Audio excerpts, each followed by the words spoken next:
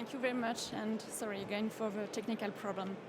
So my name is Noémi Schneider, and I would like to present to you some elements about the role of district energy and energy efficiency to unlock the potential for smart energy systems in Europe. I'm very happy to be here today on behalf of my colleagues from the Sustainable Energy Planning Research Group, where I've been working for almost 1 year now.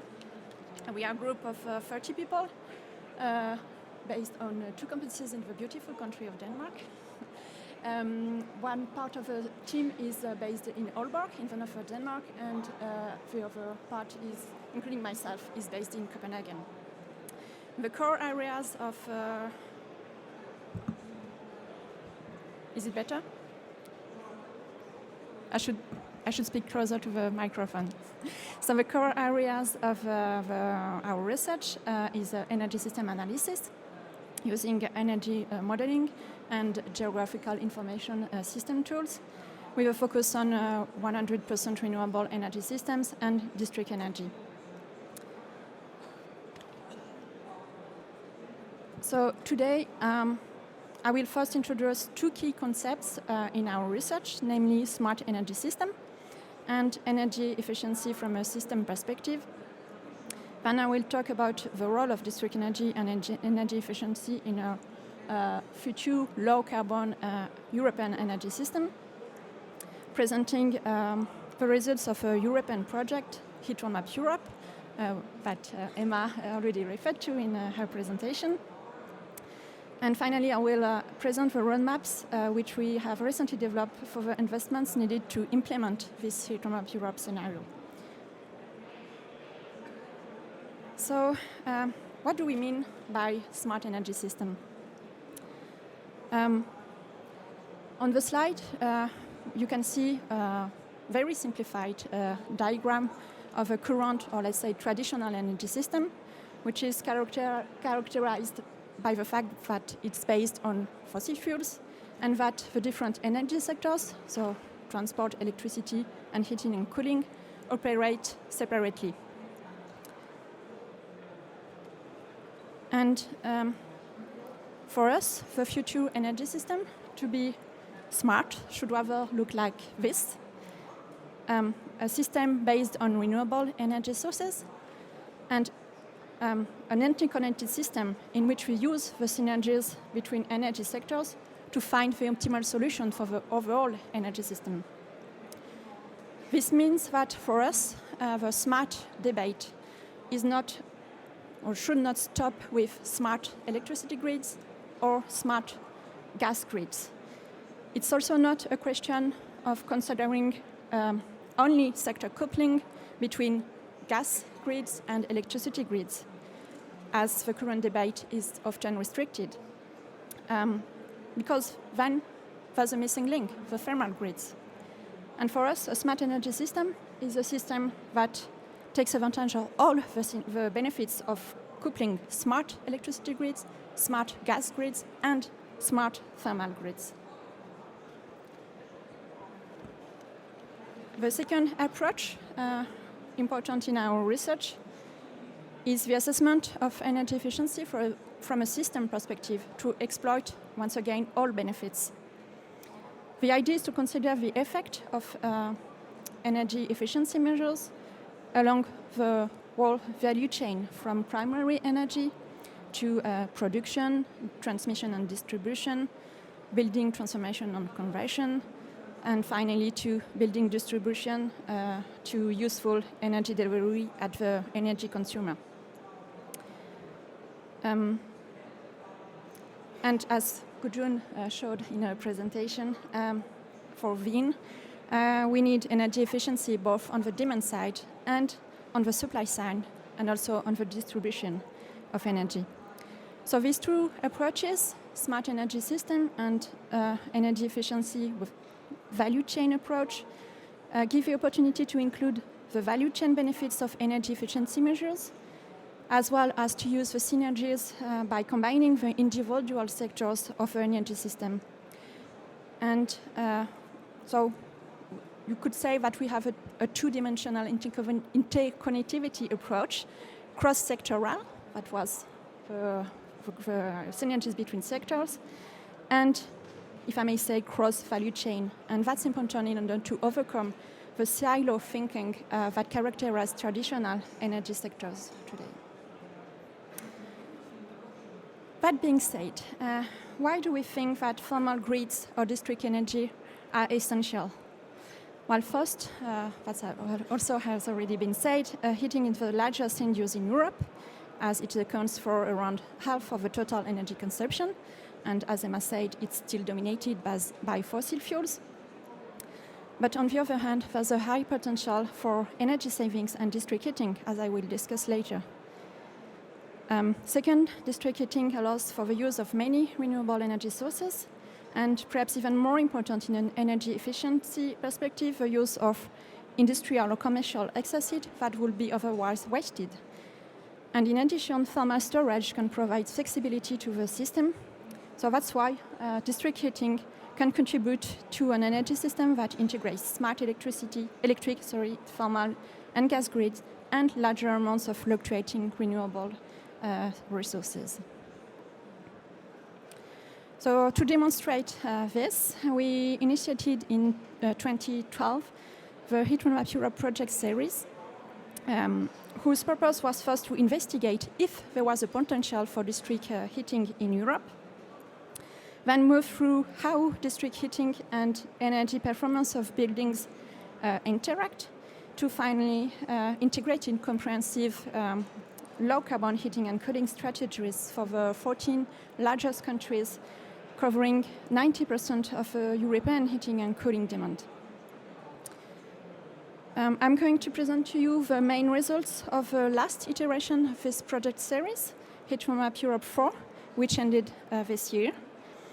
In this project, we used GIS tools to map heat demands and heat resources at a NUTS 3 level, and also energy system modeling tools to elaborate and assess business as usual scenario and alternative scenarios with district heating. The energy system modeling combines specific knowledge about the cost of different types of end-use savings, focusing on building renovations, and the associated heat demands reductions with different supply options. And this allows us finding the optimal balance between heat savings and district heating supplies. The graph here on the slide represents a matrix of the total energy system costs based on the amount of heat savings on the horizontal axis and the market share of district heating on the vertical axis. And it shows that the lower cost, which is in the dark green area, which is quite wide and not very visible on the slide, and I apologize for that. But trust me, the lower cost occurs when implementing around 30% of heat savings in buildings, and when expanding district heating to supply half of the heat demand, and the remaining half is supplied in our scenario with heat pumps, and that corresponds to rural areas. We then quantified the impacts of this heat roadmap scenario.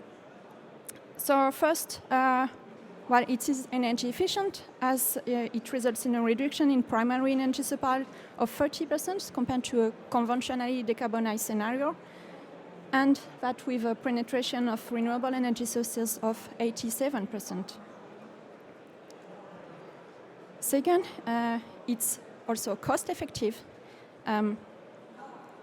as it results on a reduction of total energy system costs of around 70 billion euros per year compared to a conventionally decarbonized scenario. But as shown on the graph, while the total energy system cost decrease, the annual investment, which is the blue part of the graph, increases compared to the conventionally decarbonized scenario. So this advocates for the fact that it's not enough to simply assess the cost of investing in energy efficiency or low carbon technologies, but that assessment should be made from an energy system point of view. And so the heat roadmap Europe scenario is also in line with the Paris Agreement, as it results in a reduction in CO2 emissions of 86% compared to 1990 levels. So an affordable decarbonization of the European energy system is possible using energy efficiency first principle and flexibility and synergies to enable further decarbonization. In other words, with a smart energy system that allows for better use of variable renewable energy sources and also reduces the pressure on the power sector compared to full electrification. But however, the implementation of a heat roadmap scenario requires a radical change. For example, current policies aim for 25% of heat savings in 2050, where Heat Roadmap Europe recommends 30% heat savings. Also, the renovation rates today are in a range between 0.7 and to 1%, and Heat Roadmap Europe requires renovation rates in a range from 1.5 to 2%. So this requires regional infrastructure decisions and also investments. And that's why we developed, in a study to be released soon with the support of Danfoss and ENGIE, an investment roadmap for realizing this heat roadmap scenario. So the graph on the left shows that individual heating, so that's the light blue part, should go from accounting for 82% of the total heating sector investments costs today to 44% of annualized heat sector investment costs in 2050. And instead, annualized district heating investment costs should increase from its current 80%, so that's the red and dark blue parts, which represent district heating distribution and district heating supply costs. And it should increase from its current 80% to 42% in 2050. And the remaining 40% in 2050, the green area, represent the cost for reinforcement of the electricity grids for the heat pumps. And to realize the heat roadmap Europe scenarios, the number of newly established systems should increase as well, from around 600 new systems in 2025 to its peak at 2,400 new systems established in 2030.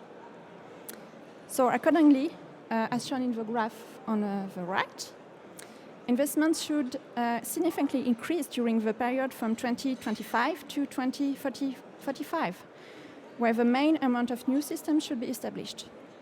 And the analysis suggests that the new investments in district heating production units, so this is the light green part of the graph, should peak at around 13 billion euros, and the new investments in district heating networks in dark green, so the largest part of the investments, should peak at almost 50 billion euros in 2030.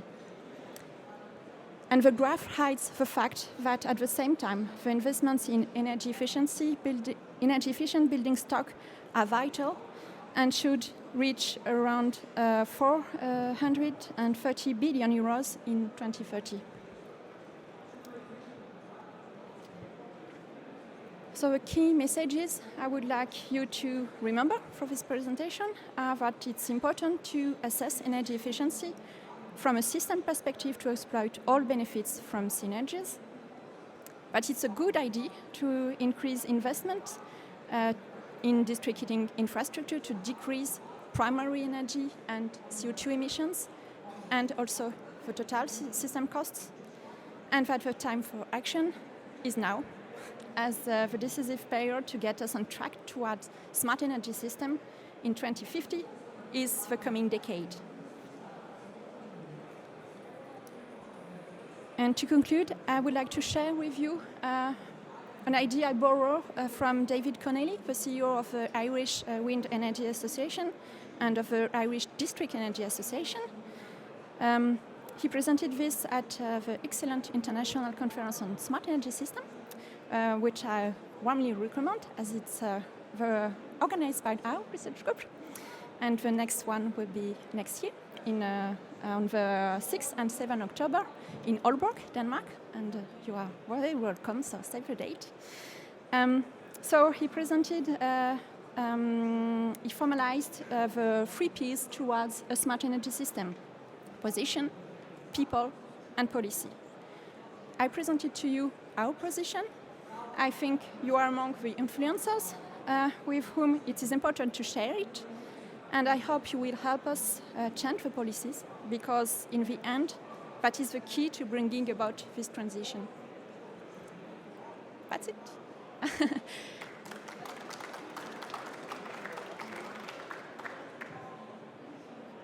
Thank you very much, Noémi.